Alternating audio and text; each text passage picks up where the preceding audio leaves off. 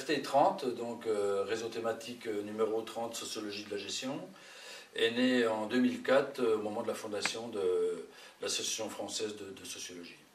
Ce groupe de recherche reprenait en fait des travaux qui s'étaient développés au sein du laboratoire Printemps, sous la direction de Pierre Trépied, et grâce à l'appui d'un certain nombre de doctorants inscrits dans cette université. Les travaux partaient du constat d'une diffusion massive dans les entreprises à partir des années 90 d'un certain nombre d'outils et d'instruments de gestion dont on a vu aussi les effets dans la société en général. Alors, on peut dire que cette diffusion d'outils en fait s'inscrivait dans ce qu'on pourrait appeler la révolution managériale des années 80, cette époque de l'histoire des entreprises où on a vu triompher, disons, le management participatif, autrement dit une sorte de défaite du taylorisme.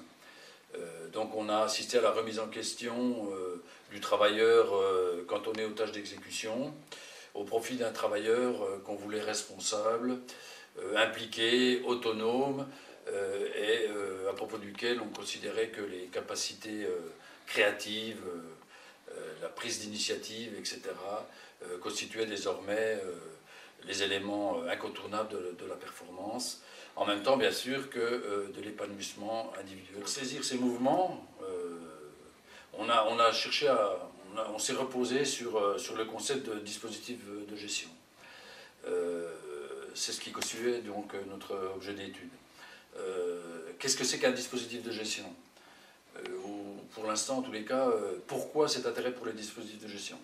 Parce qu'il était acquis désormais pour nous que tous les actes de gestion et de management tendaient à s'incarner dans des objets techniques. Ils servaient d'intermédiaire entre l'encadrement et les salariés, entre la direction et les cadres, etc., dans le but, bien sûr, de planifier, exécuter et contrôler le travail.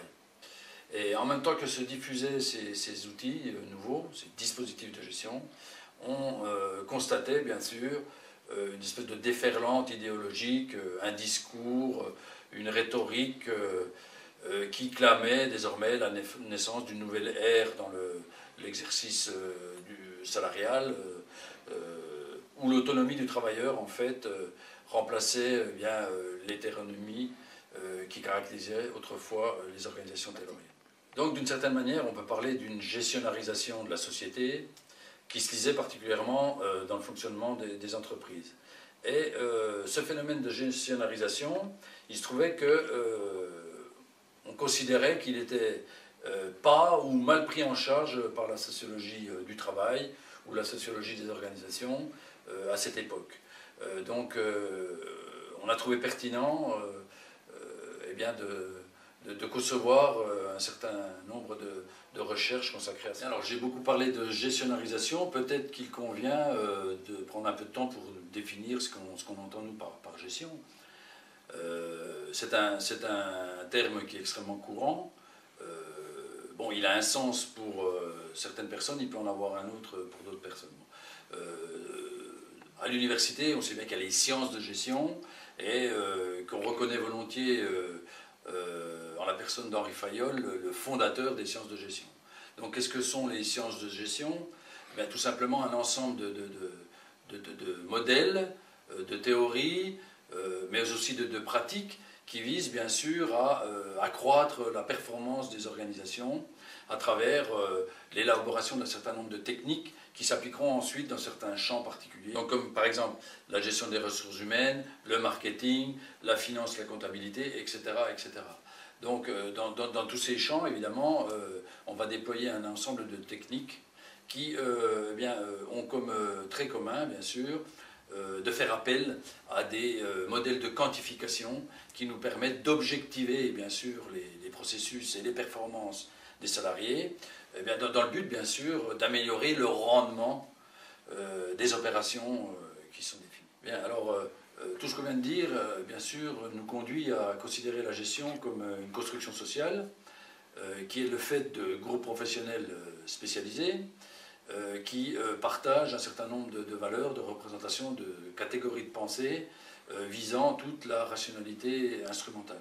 Mais ce qu'il ne faut pas perdre de vue, c'est que si la gestion est une construction sociale, elle devient, au fur et à mesure de sa structuration et de sa diffusion sociale, elle devient un élément elle-même de structuration des pratiques sociales. Et donc, c'est une dialectique permanente entre construit social, objectivation dans des pratiques, des technologies, des doctrines, etc. Et donc, influence en retour de ces pratiques, doctrines, technologies sur le fonctionnement social et, bien entendu, les actions des individus. Donc, je crois pouvoir dire que la sociologie de la gestion est avant toute chose une sociologie critique.